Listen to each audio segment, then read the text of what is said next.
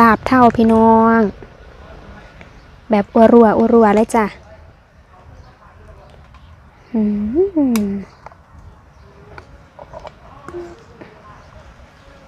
พุ่นนะบ่มีหอยใส่จ้ะ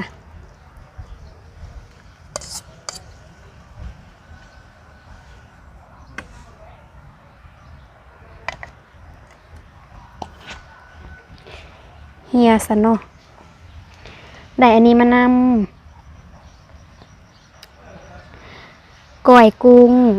แต่เฮ็ดสุกจ้ากระแดะกินสุก ไปกินกันเลยจ้า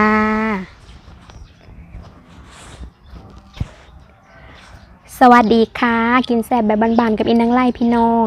มื้อนี้อีนางได้ลาบเทาเอาสอนอีนางได้ละลาบเทาจ้าเฮียพี่น้องเคี้ยวลึกลืนอยู่กับว่าเทาได้อันนี้พร้อมก้อยกุ้งจ้าก้อยกุ้งอันเฮ็ดซุกมื้อนี้นะก้อยใส่ผักกอกผักก็จะมีอันผักกระเดามะเขือผู้ข้าวผักเม็กข้าวเหนียวคือเกาละจ้ายามบ่ายๆพี่น้องหิวแห้งคุยก่อนคุณนะรัวคักจ้า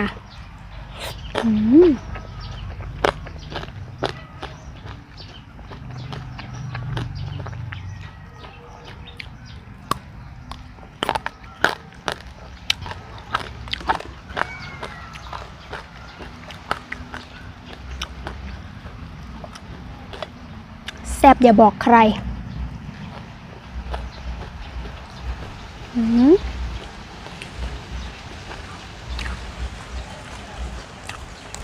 ลมพี่น้องมันอยู่อากาศเย็นลงอีกละ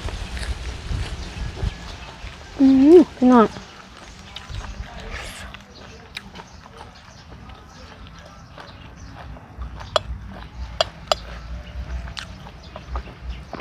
สุกกระแสบคือกัน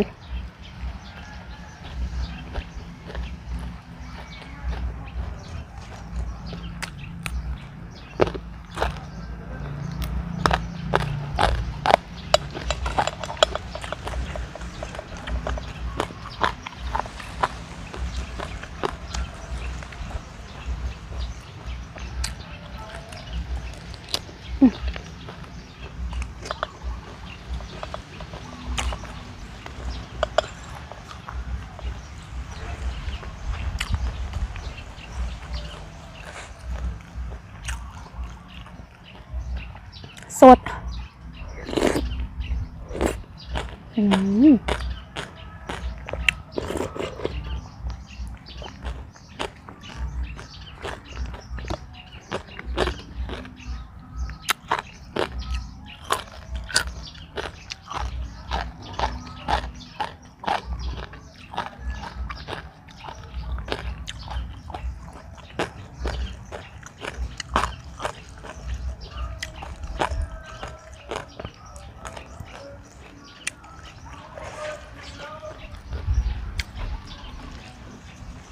อาจจะได้ยินเสียงเพลงมันใกล้จะปีใหม่แล้วพี่น้องเพื่อนก็เริ่มสังสรรค์กันจ้ะ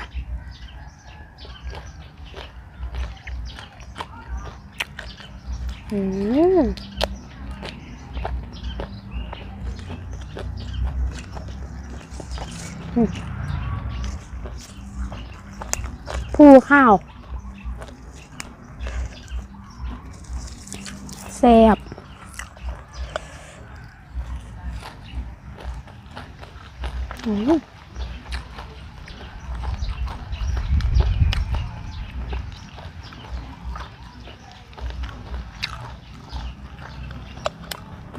พี่น้อง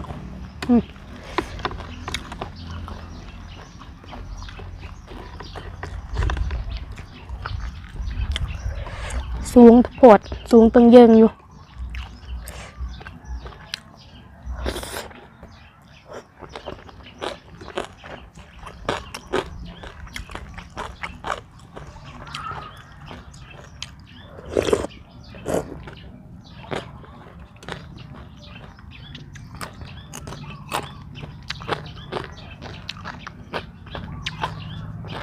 น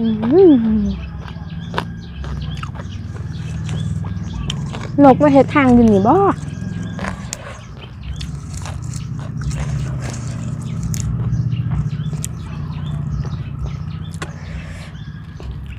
จิบอยู่เทิงหัวนี่สงสัยอยู่เทิงต้นบักม่วง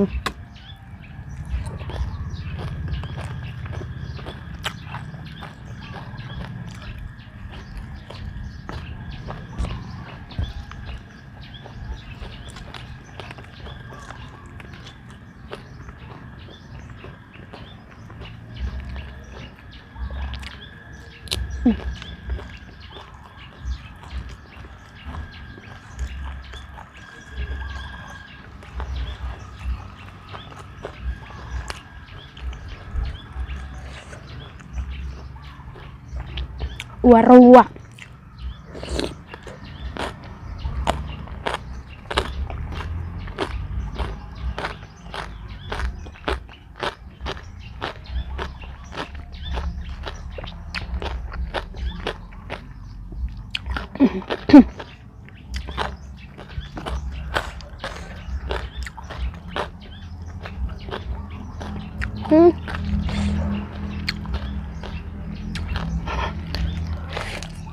เอาถุงมาลายแมงวัน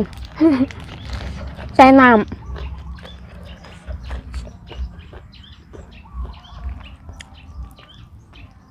ได้ผลเสย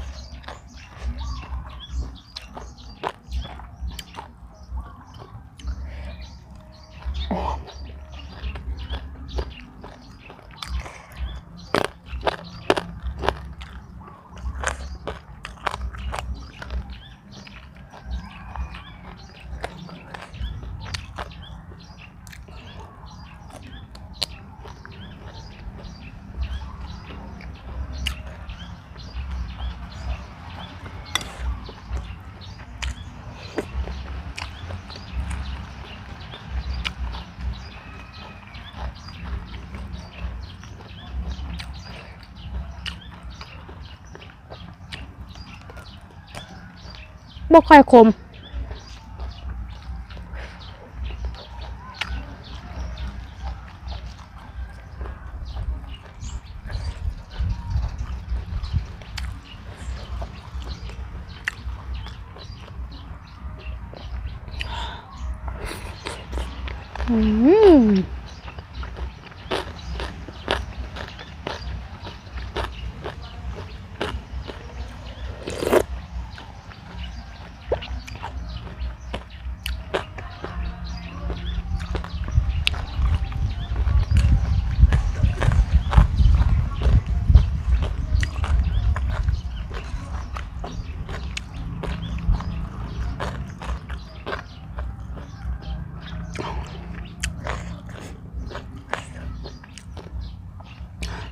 หาลังคนก็สิเพิ่นบ่รู้จักเพิ่นก็สิเข้าใจว่าไข่พำกับเท่าอันเดียวกัน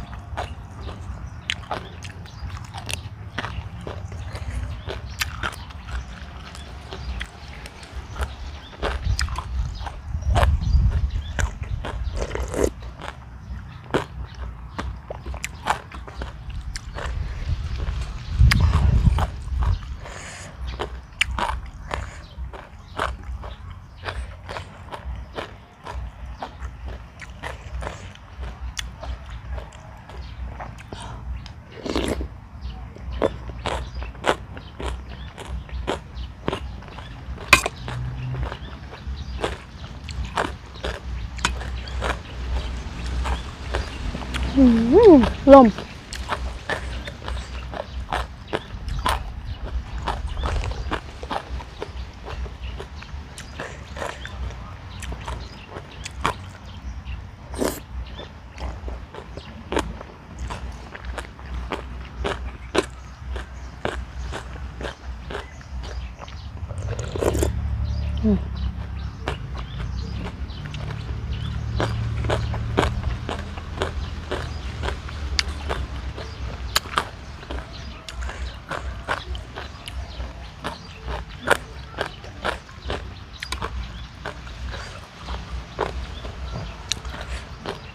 ภาษาลาวเอิ้นใครแม่นบ่พี่น้องภาษาฟังเวียงจันทน์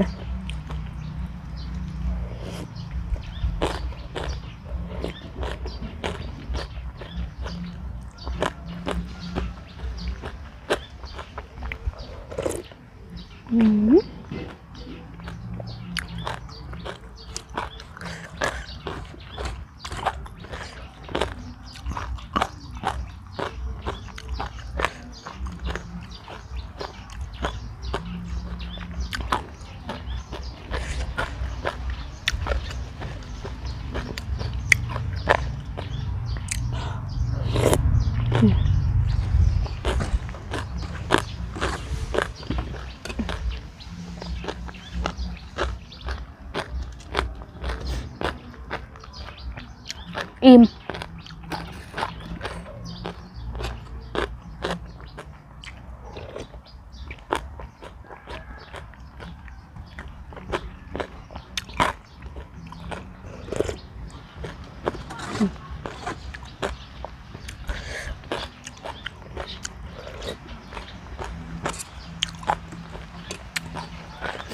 บ่มีหัวหอยใ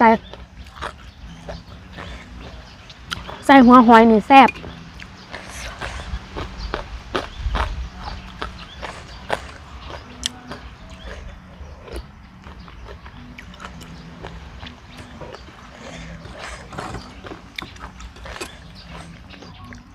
ี่น้อง เอาถุงนี้มาไล่แมงวันก็ได้ผลอยู่นะจ๊ะหรือว่ามันบ่ทันได้มากก็บ่จักสงสัยมื้ออื่นสิได้ไปเฮ็ดอยู่ทงหน้าพี่น้องเพราะว่าเพิ่นเริ่มมากลับบ้านจ้ะก็สิมีเสียงเพลงเสียงดังเฮาก็ต้องไปทงหน้าจ้ะพี่น้องสำหรับคลิปนี้ไปแล้วจ้าพอกันคลิปหน้าจ้าสวัสดีปีใหม่จ้ะท่านได้ฮอดดอกสวัสดีปีใหม่ไปก่อนสวัสดีจ้า